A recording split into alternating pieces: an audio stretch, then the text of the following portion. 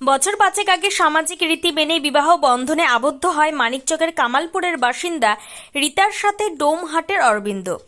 বিয়ের প্রথম 6 মাস সুখ শান্তিতে কাটলেও পরবর্তীতে গৃহ অশান্তির অভিযোগ আনেন রীতার বাড়ির লোকজন। দীর্ঘ সময় এই অশান্তি চলতে থাকে পরিবারে, এমনটাই অভিযোগ করছেন রীতার মা।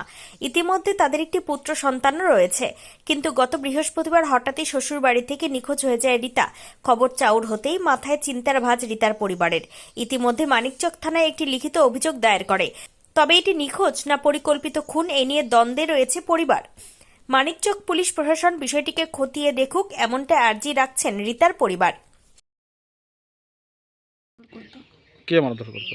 ওনার স্বামী, কি নাম? শ্বশুর চারুলতা সাহা শাশুড়ি, আর শ্বশুর প্রকাশ সাহা, আর অরবিন্দ্র সাহা স্বামী। তিনজনা মিলে মারধর করতো ডেলি। আমার নিজের নাতি দেখেছে যে মারধর করেছে, তো ওরা অজ্ঞান হয়ে গেছে, জল টল দিয়ে উঠিয়ে আবার বিছানায় ঘুমিয়েছে। এরপর থেকে খোঁজাখুঁজি করছি, আমরা পাচ্ছি না। কবেকার ঘটনা এটা? বৃহস্পতিবার সকালে ভোর 4টার সময় বলছে ওরা পালিয়েছে। কতদিন আমরা আগে ছিলাম কোথায় বিয়ে হয়েছিল আপনার মেয়ের? হাটাটালা নানকু বাদে। কতদিন আগে বিয়ে হয়েছিল? 4 বছর হলো বিয়ের, কটা বাচ্চা আছে? একটাই বাচ্চা। তারপরে কি হয়েছে এখন? তারপরে আমরা ভালুকার মেলা থেকে আসলাম, শুনতে পেয়ে এসে আমরা খোঁজাখুঁজি করছি, পাওয়া গেছে? কোনো পাওয়া যাচ্ছে না। আজকে এক সপ্তাহ বেরিয়ে গেল, 8 দিন হয়ে গেল। কি মনে করছেন? আমার তো মনে হচ্ছে ওরাই মার্ডার করে দিয়েছে, না কি করেছে স্যার। কারা মার্ডার করেছে? শ্বশুর শাশুড়ি স্বামী লুকিয়ে রেখেছে, তার হাত আছে আবার নেমার প্রধান। এখন কি চাইছেন বর্তমানে? আমার মেয়ে চাই ওনার বাড়ি থেকে হারিয়েছে। খোঁজাখুঁজি করেছেন? অনেক খোঁজাখুঁজি করেছি, আমাদের যতটা আত্মীয় স্বজন ছিল সব জায়গায় খোঁজাখুঁজি করছি, আমরা মেয়ের কোথাও তালাশ পাচ্ছি না। এখনো পাননি খুঁজে? না, থানায় অভিযোগ করেছেন? থানায় অভিযোগ করেছি, থানাও খোঁজাখুঁজি করছে।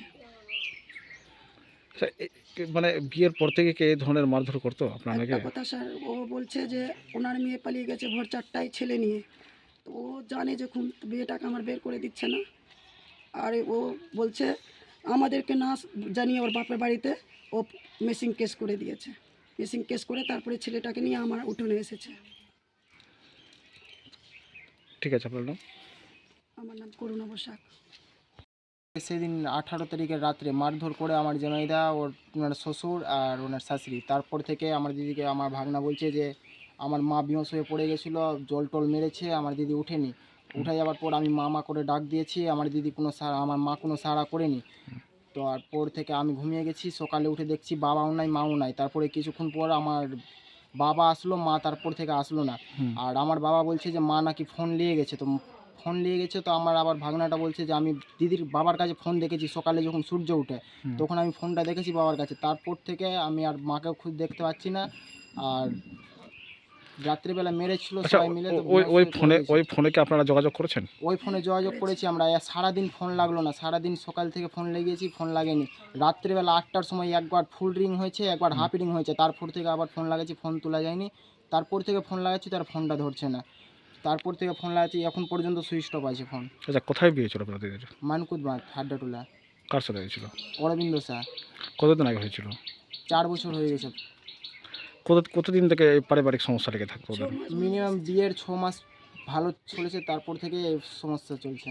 মারতো, ধরতো, কেটে পাঠিয়ে দিত, এটা ওটা অনেক রকমের কেস করেছে। কিন্তু আমরা অভিযোগ করতাম যে আমাদের দিদিকে ভাত খাওয়াবো বলে আমাদেরকে বলেছিল কেস করে দিয়ে দিদিকে ছাড়িয়ে এলে, আমার দিদি ছাড়তে রাজি ছিল না।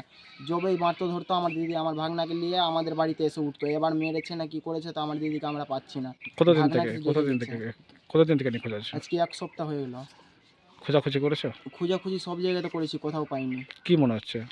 আমার মনে হচ্ছে আমার জামাইদারা মারার হুমকি দিয়েছিল যে তোকে মেরে ফেলবো, মেরে হয়তো কোথাও বডি গায়েব করে দিয়েছে। এখন পর্যন্ত কোনো খবর পাচ্ছি না, কারণ আমার দিদির কাছে যদি মোবাইল থাকতো তো আমি ফোন করেছিলাম, আমার দিদি ফোন ধরতো। এটা অনুমান করছেন?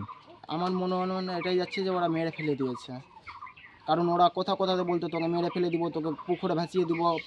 বাড়ির পিছনে পুকুর আছে, সবসময় কথাতে হুমকি দিত যে মেয়েরা বস্তাতে ভরে পুকুরে চালিয়ে দিব, কেউ খুঁজেও পাবে না। গাল দিয়ে বলতো নোংরা বাল, তোকে কেউ খুঁজেও পাবে না, তোর মা বাবা কী করে নিত, এই মতো করে বলতো। এখন কি চাইছো বর্তমানে? এখন আমি চাইছি ওনার বাড়ি থেকে আমার দিদি মিসিং হয়েছে না কি হয়েছে, ওরা বলছে পালিয়ে গেছে, তো আমার দিদিকে আমি চাই। থানায় অভিযোগ করেছেন? থানায় অভিযোগ করেছি, ওরা মিসিং ডায়েরি করেছে বলে আমাদের কেস করতে গেছিলাম আমরা, তো আমাদের কেস থেকে বাবাই সূত্রধরের রিপোর্ট, নিউজ ফার্স্ট বাংলা। ঠিক আছে, তোমার নাম? আমার নাম বাপ্পা বসাক।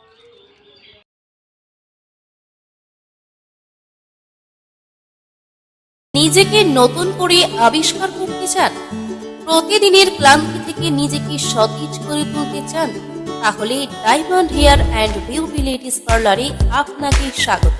আমাদের বিশেষ স্পেশাল প্যাকেজ যেমন লোটাস এবং 03+ আপনার ত্বককে করে তোলে প্রাণবন্ত। জন্মদিন, পার্টি বা বিয়ের জন্য আমাদের এক্সপার্ট মেকআপ আপনাকে করে তোলে অনবদ্য।